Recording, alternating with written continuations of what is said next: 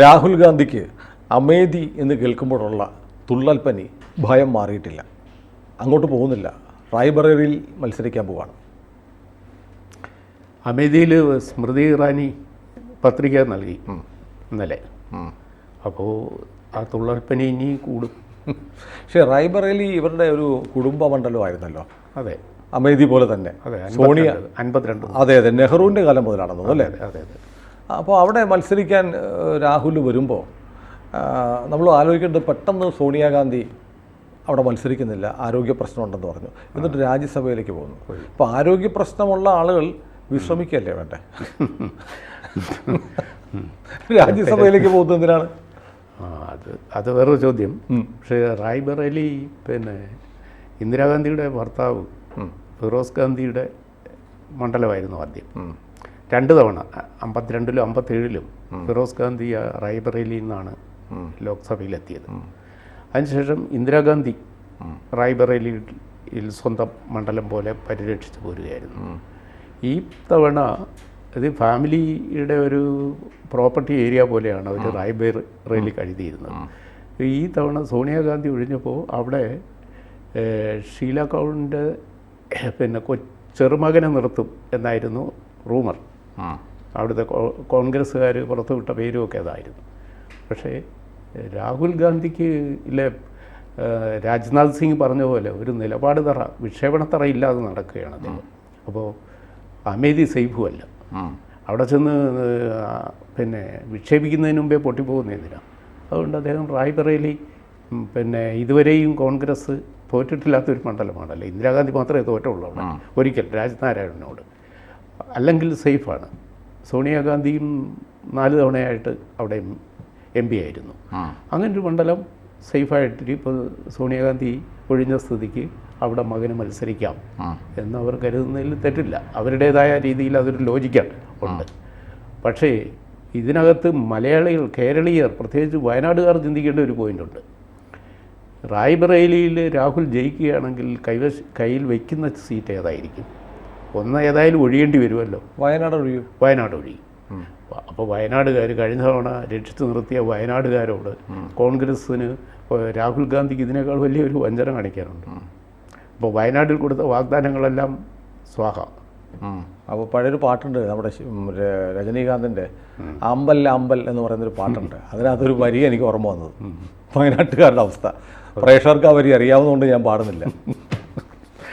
അപ്പോൾ ഇത് രാഷ്ട്രീയത്തിൽ ഇത്തരം തമാശകൾ, ഇത്തരം നേരമ്പോക്കുകൾ, പ്രഹസനങ്ങൾ അടിക്കടി സംഭവിക്കുന്നുണ്ട്. സാർ, ഇടയ്ക്കൊരു കുരിഷ്ട പറയാം. അതായത് ഞാൻ ചോദിച്ചില്ലേ, ഈ ആരോഗ്യമില്ലാത്ത സോണിയ എന്തിനാണ് പാർലമെൻറ്റിലേക്ക് രാജ്യസഭ വഴി പോകുന്നത്? പ്രധാനപ്പെട്ടൊരു കാര്യമുണ്ട്. ദില്ലിയിൽ നമ്പർ 10 ജൻപത് എല്ലാവരും കരുതിയിരിക്കുന്നത് സോണിയയുടെ വീടാണെന്ന്. അല്ല, MP എന്ന നിലയിൽ അവർക്ക് കൊടുത്തിരിക്കുന്ന വീടാണ്. അത് ഏതാണ്ട് 1.5 ഹെക്ടർ സ്ഥലത്ത് ഏരിയയിലാണ് ഇരിക്കുന്നത്. ഇന്ത്യൻ 1.5 ആണെന്ന് കൃത്യം എനിക്കറിയില്ല. പക്ഷെ ഇന്ത്യൻ പ്രധാനമന്ത്രിക്ക് കൊടുത്തിരിക്കുന്നതിനേക്കാളും വലിയ വസതിയാണ്. അത് ഒഴിയേണ്ടി വരും.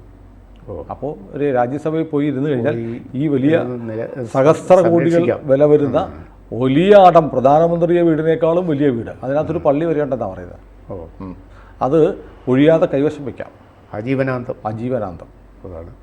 അതുകൊണ്ട് അവർക്കിത് ആവശ്യമുണ്ട്. അപ്പോൾ ഏതെങ്കിലും സ്റ്റേറ്റിൽ നിന്നെങ്കിലും ഒരു MP ആയി വരാനുള്ള ശക്തി ഇപ്പോൾ കോൺഗ്രസിനുണ്ട്. അപ്പോൾ അതും അസ്തമിക്കുന്ന ഒരു കാലം വരുമോ എന്നുള്ളത് കോൺഗ്രസ്സുകാരെ ഭയപ്പെടുത്തുന്നു. പക്ഷെ അന്നേരം ഏതെങ്കിലും കാരണവശാൽ MP അല്ലാതാവുകയും അവരെ അവിടുന്ന് ആ സർക്കാർ വസതി തിരിച്ചെടുക്കുകയും ചെയ്താൽ ഈ രാജ്യത്തെ ജനാധിപത്യം മരിക്കുന്നു, കൊല്ലുന്നു, ഫാസിസം വരുന്നു എന്നൊക്കെ നിലവിളിക്കാൻ ആളുണ്ടാവും. വയനാട്ടിലെ അംഗത്വം ഡിസ്ക്വാളിഫൈ ചെയ്തല്ലോ. അതെ, അദ്ദേഹത്തിൻ്റെ ഡിസ്ക്വാളിഫൈഡ് ചെയ്തതല്ല, ഓട്ടോമാറ്റിക്കലി ഡിസ്ക്വാളിഫൈഡ് ആയി. സുപ്രീം കോടതി വിധി എത്തണം. മോദി എന്തോ ചെയ്തു എന്നാണ് എല്ലാവരും പറഞ്ഞത്. അതെ, ഗുജറാത്ത് ഹൈക്കോടതിയുടെ വിധിയായിരുന്നു, ഗുജറാത്ത് കോർട്ടിൻ്റെ വിധിയായിരുന്നു. അത് പിന്നെ കർണാടകത്തിൽ കഴിഞ്ഞ തെരഞ്ഞെടുപ്പ് കാലത്ത് 2019 തെരഞ്ഞെടുപ്പ് കാലത്ത് നടത്തിയ എല്ലാ മോദിമാരും കള്ളന്മാരാണ് എന്ന് നീരവ് മോദിയുടെയും ലളിത് മോദിയുടെയും നരേന്ദ്രമോദിയുടെയും പേര് പറഞ്ഞിട്ട് അങ്ങനെ ഒരു കമൻ്റ് അടിച്ചപ്പോഴാണ് അത് കേസായത്. മോദി സമുദായക്കാർ ഇത് കേസാക്കി. അപ്പോൾ അതിനെ തുടർന്ന് അദ്ദേഹം പിന്നെ MP അല്ലാതായി. MP അല്ലാതായപ്പം വസതി ഒഴിയേണ്ടി വന്നു. വസതിയിൽ നിന്ന് രാഹുൽ ഗാന്ധി ഒഴിഞ്ഞ് താക്കോല് കൊടുക്കുന്ന രംഗം നമ്മൾ കണ്ടതാണ്. അപ്പോൾ അതുപോലൊരു ദുസ്ഥിതി ഉണ്ടാകാതിരിക്കാൻ സോണിയാഗാന്ധി സ്വയം സംരക്ഷിച്ചു. അതെ, പക്ഷേ നമുക്ക് റായ്ബറേലിയിലേക്ക് വന്നാൽ ഒരു പ്രശ്നമുണ്ട്. അവിടെ ഇപ്പോൾ സോണിയാഗാന്ധി മാറി രാഹുൽ മത്സരിക്കുന്നു. അമേഠിയിലേക്ക് പോകാൻ ഇപ്പോഴും രാഹുലിന് ധൈര്യമില്ല. അവിടെ സ്മൃതി ഇറാനിയോട് ഒരിക്കൽ കൂടി തോറ്റാൽ പിന്നെ തൂങ്ങിച്ചെത്താൽ മതി. പക്ഷേ റായ്ബറേലിയിൽ തോറ്റാലോ? അവിടെ റായ്ബറേലിയിൽ രാഹുൽ വരികയാണെങ്കിൽ നേരിടുന്നത് ആര് എന്നതിരിക്കും. നേരിടുന്ന ആരെന്ന് പണ്ട് മുതലേ ഒരു പേര് പറഞ്ഞു കേട്ടിട്ടുണ്ട്, നൂപുർ ശർമ്മ. നൂപുർ ശർമ്മയോടുകൂടി രാഹുൽ തോറ്റുപോയാൽ അവരാണ് സ്ഥാനാർത്ഥിയെങ്കിൽ, നൂപുർ ശർമ്മ വന്നാൽ അവിടെ ഒരു വലിയ തരംഗം ഉണ്ടാക്കാൻ പറ്റുന്ന ഒരു സ്ഥാനാർത്ഥിയാണ്. പ്രത്യേകിച്ച് ഒരു ഹിന്ദുത്വ വികാരം ആളിക്കത്തിക്കുന്ന ഒരു പ്രചാരണം, ഇന്ത്യ മുഴുവൻ അറിയപ്പെടുന്ന ഒരു സ്ഥാനാർത്ഥി, ഒരു BJPയുടെ ഒരു സാധാരണ നേതാവാണ്. വലിയ ഗ്ലാമറസ് ആയിട്ടുള്ള ഒന്നാം നിരയോ രണ്ടാം നിരയിലുള്ള നേതാവല്ല. പക്ഷേ നൂപുർ ശർമ്മയെ അറിയാത്ത ഒരു ഹിന്ദു ഐഡിയോളജിയുള്ള ഒരാളും ഇന്ന് ഇന്ത്യയിലില്ല. അപ്പോൾ രാജീവ് ഗാന്ധിയെ പോലെ തന്നെ പോപ്പുലറാണ് നൂപുർ ശർമ്മ. നൂപുർ ശർമ്മയോട് രാഹുൽ തോൽക്കുന്ന ഒരു സ്ഥിതി അത് ഇന്ന് സാധ്യതയുണ്ട്, തോറ്റുകൂടായില്ല. അങ്ങനെ വന്നാൽ രാഹുൽ ഗാന്ധിയുടെ രാഷ്ട്രീയ വാട്ടർലൂ ആയിരിക്കും. അത് കഴിഞ്ഞാൽ പിന്നെ അദ്ദേഹം എന്ത് മൊറാലിറ്റിയിൽ ഇന്ത്യൻ പൊളിറ്റിക്സിൽ നിൽക്കും. അത് വയനാട്ടിലെ MP എന്ന അഡ്രസ്സ് ചിലപ്പോൾ നിലനിൽക്കാൻ സഹായിച്ചേക്കും. പക്ഷേ റായ്ബറേലി സീറ്റ് നെഹ്റു കുടുംബത്തിൻ്റെ പരമ്പര അമേഠി പോലെ തന്നെ, പക്ഷേ അമേഠിയെക്കാളും അമേഠിയിൽ തോറ്റു. പക്ഷേ ഇവിടെ രാജ്നാരായണനോടുള്ള ഒറ്റ തോൽവിയെ ആ കുടുംബത്തിന് സംഭവിച്ചിട്ടുള്ളത്. അത് എമർജൻസി എക്സസ് തുടങ്ങിയ ഇഷ്യൂ ഉണ്ടല്ലോ. അതിനുശേഷം ഇത് പിന്നെയും തുടർന്ന് ഇത് നെഹ്റു കുടുംബത്തിൻ്റെ കയ്യിരിക്കുകയാണ്. അപ്പോൾ അവിടെ രാഹുൽ ഗാന്ധിക്ക് അതും നിലനിർത്താൻ പറ്റാതെ വരുന്നു. പിന്നെ ഇന്ത്യയിലെ ഈ നേതാവിൻ്റെ പ്രസക്തി എന്താണ്? നമ്മൾ തെരഞ്ഞെടുപ്പിനെ സമീപിക്കുമ്പോൾ വോട്ടർമാർ കാണിക്കുന്ന പല ഘടകങ്ങളും 4 പോയിൻ്റ് ഉണ്ട് എന്നാണ് ഒരു വിദഗ്ധ അഭിപ്രായം. ഒന്ന്, ഒരു 50% വോട്ടർമാർ പാർട്ടി വിശ്വാസികളാണ്, അതിൽ പല പാർട്ടികളിലായി വിധിച്ചു. ബാക്കി വരുന്ന ഒരു 20% ആളുകൾ ജാതി മതമൊക്കെ നോക്കി, 70% അങ്ങനെ പോയി. 10% ആളുകൾ പോളിസിക്കാണ് വോട്ട് ചെയ്യുന്നത്. പോളിസി, പ്രോഗ്രാം, നേതാക്കളുടെ മഹിമ. ഈ 10% ആളുകൾ മതി വിജയാപജയത്തെ തീരുമാനിക്കാൻ. ഇവരുടെ സപ്പോർട്ട് രാഹുൽ ഗാന്ധിക്ക് പിന്നെ ഒരിക്കലും ഇന്ത്യയിലെ ഒരു കോൺസ്റ്റിറ്റ്യുവൻസിയിലും കിട്ടില്ല.